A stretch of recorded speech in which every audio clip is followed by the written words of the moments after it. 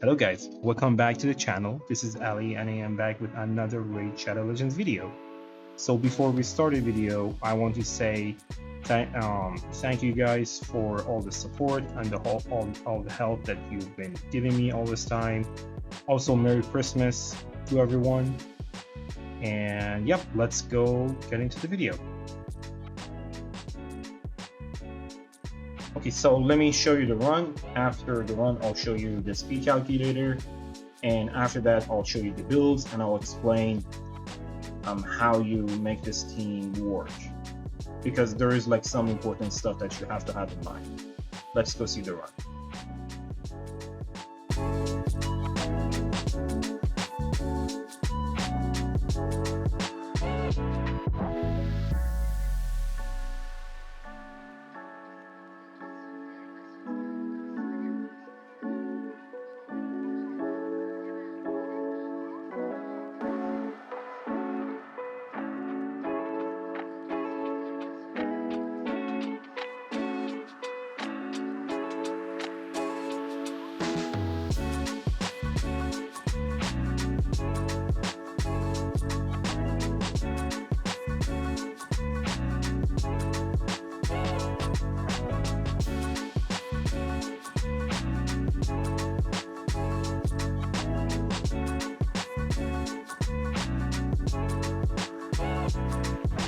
Okay, so let's go see the speed calculator.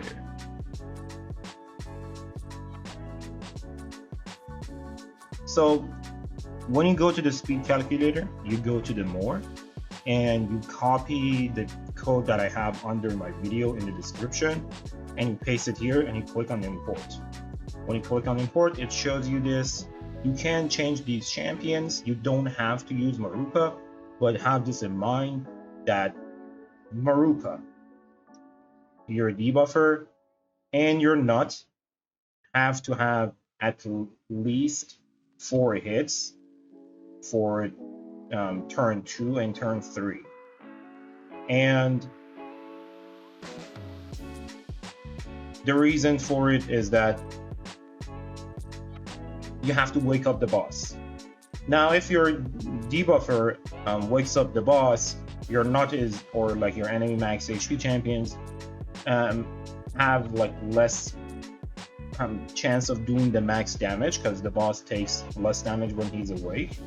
So it would be nicer if your debuffer has like 1 hit instead of like 2 or 3 hits, so that like your nut can kill the boss faster. And as I said, you don't have to use nut. You can use a cold heart, you can use a real guard, husk, anyone that has enemy max HP on a 4-turn cooldown. And I'm gonna say it again, it has to be on a 4-turn cooldown, not 3 turns. And I would not recommend using Cold Heart because she steals the turn meter with the Heart Seeker. So Nut is the best option. And your debuffer, I would recommend Ragnar or Razen or anyone else that you might have that has their debuff on a 4-turn cooldown. And for your revive on death, you can use anyone. It doesn't matter who you use. Just make sure they don't have any turn meter or increased speed or decreased speed in their kit that would mess up your tune. And the cooldown, as I said, has to be on a 5-turn cooldown under revive on death. And the other people are just fully booked. And so after you do the import, you come to the normal calculator. This is on 3. You have to put it on 5 so you understand what's going on here. As you see, on a 5-turn rotation, we use the same abilities. And the way you understand that your run is running smoothly is that on turn 3 and 8 and like so on, your debuffer and your nut have to do their main ability. If they do it, they're doing it properly. If they're not doing this ability here, they're not using their damage properly. So you'll have to have that in mind.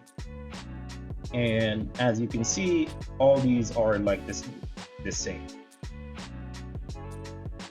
And yeah, this is for the speed calculator, and you can just like play around with these speeds to see like what you can do. Let's go see the builds, and I'll explain some stuff there. So for your nuts, because he's the spirit affinity and boss is force affinity, he only needs 85% chance of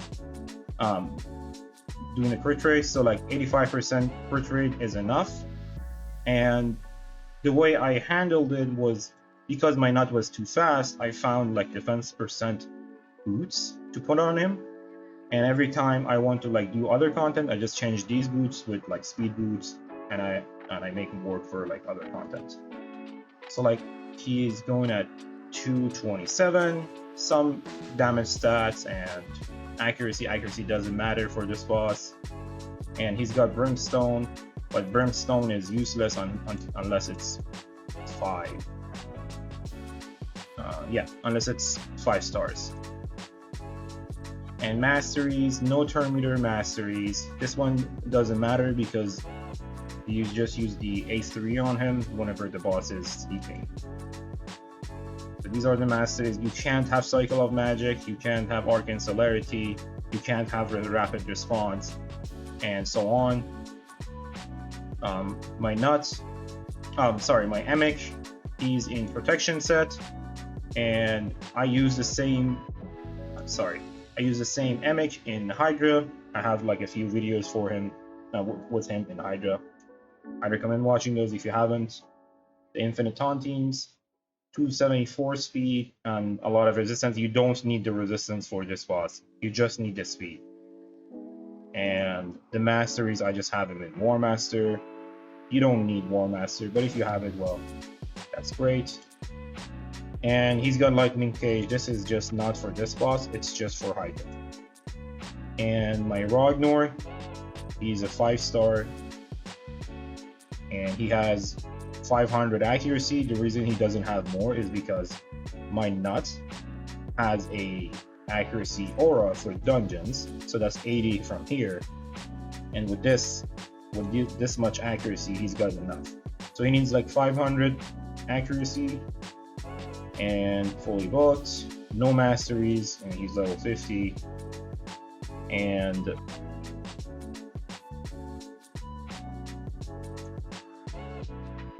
my Maneater, level 40, he's in a toxic set. You don't have to put him in a toxic.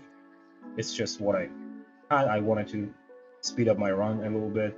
232, that's the only thing that matters. And he's fully booked, no masteries. Maruka, this is just the gear that I had. You don't need protection.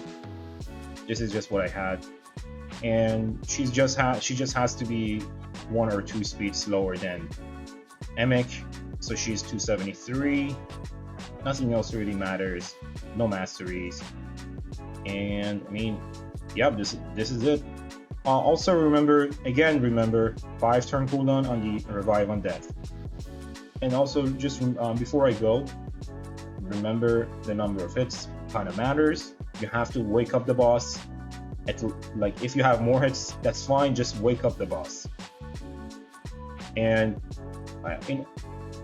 just to make this easier in the future, I'll try to make this same kind of speed tune with Helicat. I'm just looking for someone that wants to build a Sand Devil team for Helicat. If I find it, I'll make a video with Helicat for like all the stages.